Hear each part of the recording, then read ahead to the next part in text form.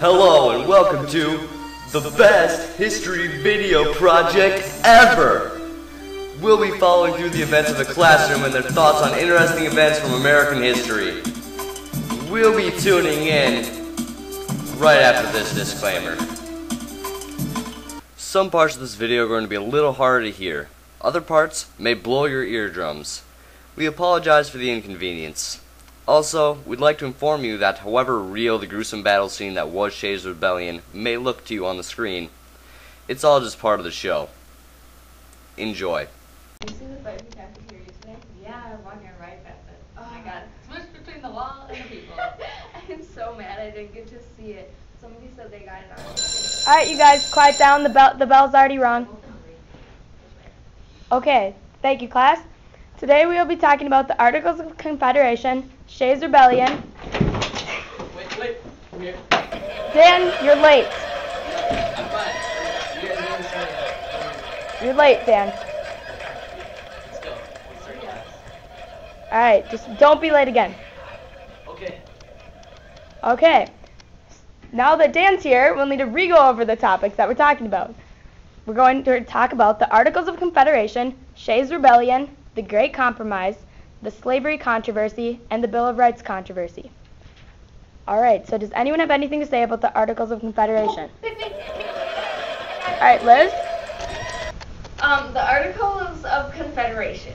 The representatives of the 13 states agreed to create a new nation called the United States of America, in which states would have rights. The Continental Congress adopted the Articles of Confederation in November 1777.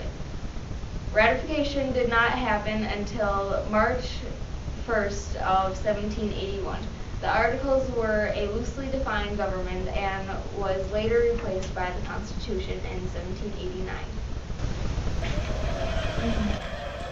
Does anyone else have anything to say about the Articles of Confederation? I do. Alright, Brooke? Well, the American Revolution basically forced the Americans to make a new government, which turned out to be the Articles of Confederation. And the people who are big names involved with it was George Washington, James Madison, John Adams, Thomas Jefferson, and Alexander Hamilton. And the Articles turned out to have many weaknesses. Alright, thank you, Brooke. Did anyone learn anything about the Great Compromise? No one? You guys can use your notes. Oh. Alright, Dan? So the Great Compromise of 1787.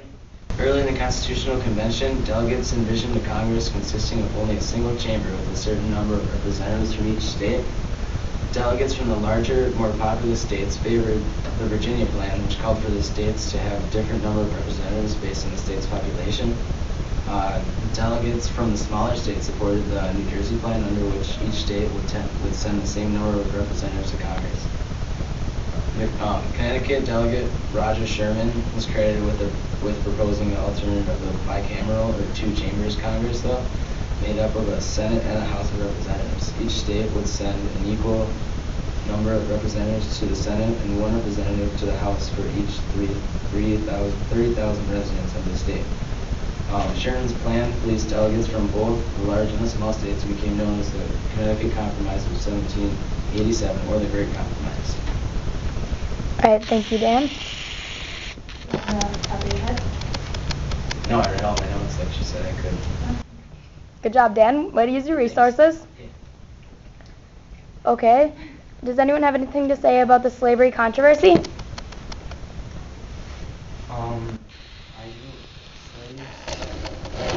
Slaves, the North states, most of them, didn't want slavery, so in their government, like the state government, they banned slavery in some forms. And most southern states wanted it because that's how they farmed and agriculture and stuff. So they allowed slavery. Alright, thank you, Dan. Do you have anything else to say to that? Anyone have anything else to add? Didn't the southern states kind of want it because they needed it for the rice? They needed a lot of ham subject like the cotton. Cottons? What? I don't know. How could it not be cotton? Wait, was it? But it's Next. okay, whatever. Alright, that was a good discussion, you guys. Alright, what did you guys learn about the Bill of Rights? Should we pick on that kid that's sleeping? Anthony? Hey, dummy. Wake up, kid. Hey, Come on. wake up!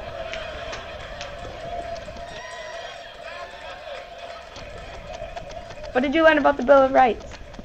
What did I learn? Yep. I didn't learn anything. That's probably because you were sleeping. Did you read anything about the Bill of Rights? From the reading?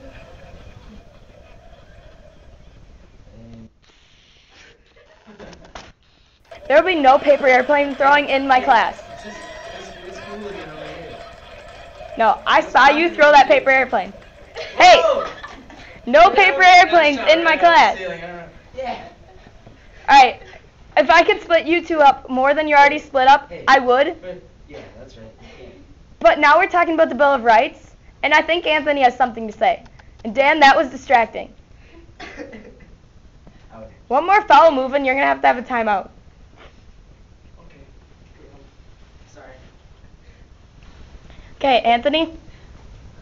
I think it was a controversy between Federalists and the Anti-Federalists about having specific natural rights for the people.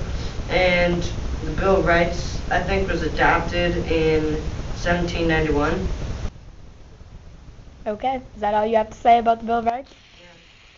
Yeah. Okay, thank you. And don't go back to sleep. Dan, why are you rolling on the ground? Do not pick up that paper airplane. Dan, throw it in the garbage.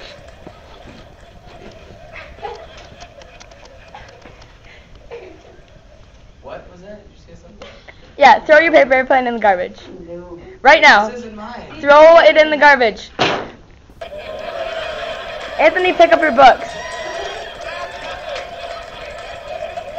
Anthony, I don't have another marker. Pick up your books. Liz, will you hit him? Just, guys. Just Pick up your books. Stop it. Hey, no more fights. There was already one before class. I'm leaving. Yeah, I'm done on this class. Lame. Guys, you can't just quit. Quitters never win. You know what? Neither does being late. Being late doesn't win either. Or throwing paper airplanes. Grant, thank you for being the only good student in this class. Dan, I saw you throw another paper airplane. Oh my gosh, Nazis rebellion. Yeah, over again. Yeah, let's go. Hey.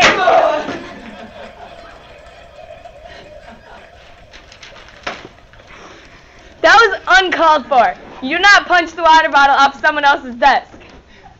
It's not funny. This is not a laughing matter. What, Dan? That is an inappropriate comment. Go down to the dean. Go to the dean, Daniel.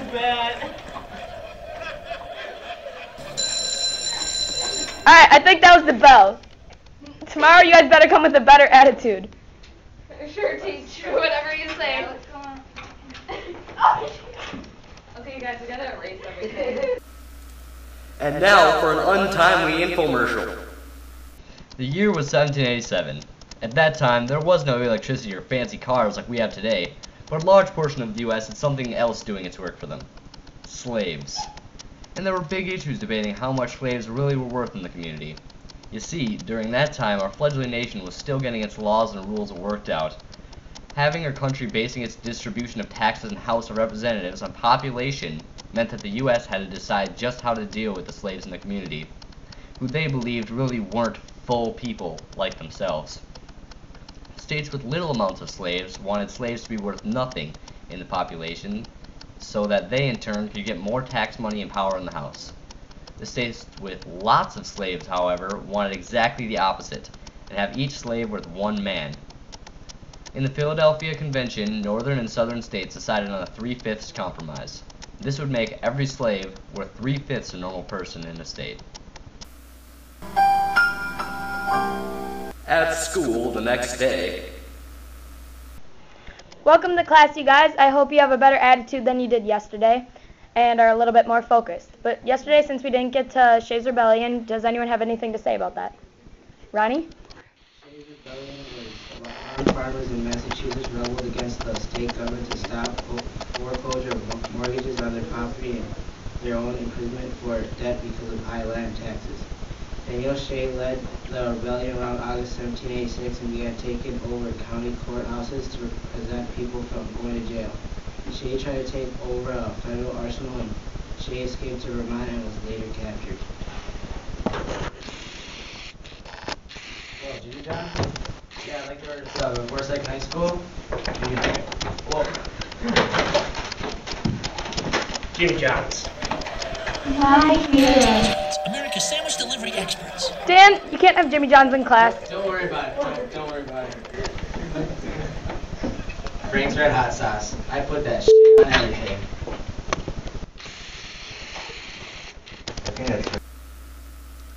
Shays Rebellion battle scene reenactment.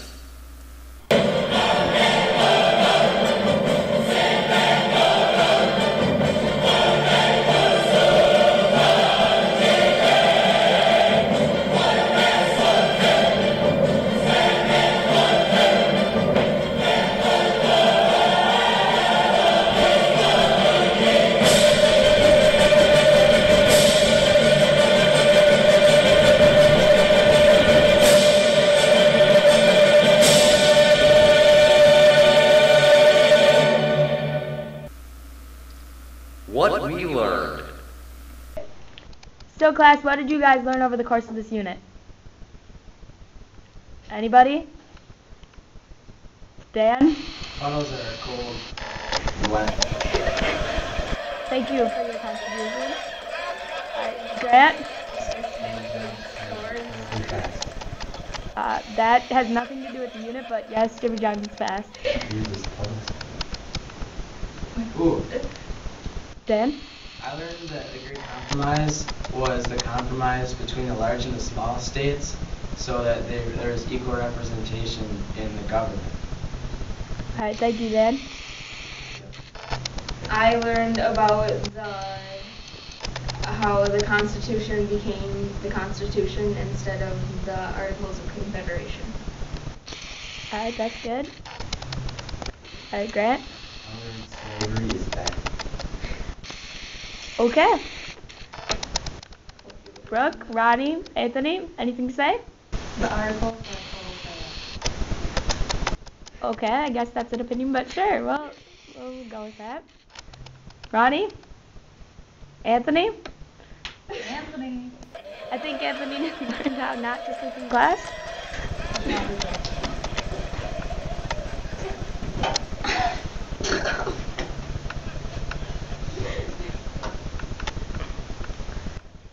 Anthony, did you learn anything over the course of this unit? Nope. You didn't learn anything? Not even about sleeping? Did you have any good dreams? Liz, you want to hit him again?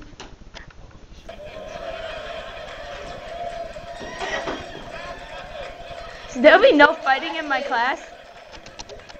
Ronnie, did you learn anything? Ronnie, you didn't learn anything? Ronnie, talk about what you said. Exactly. Shay was captured. Alright. Daniel Shay he got a group of people, like poor farmers that were in the military, and they rebelled against the government. Okay. Does anybody else have anything that they learned? No. No one? Alright.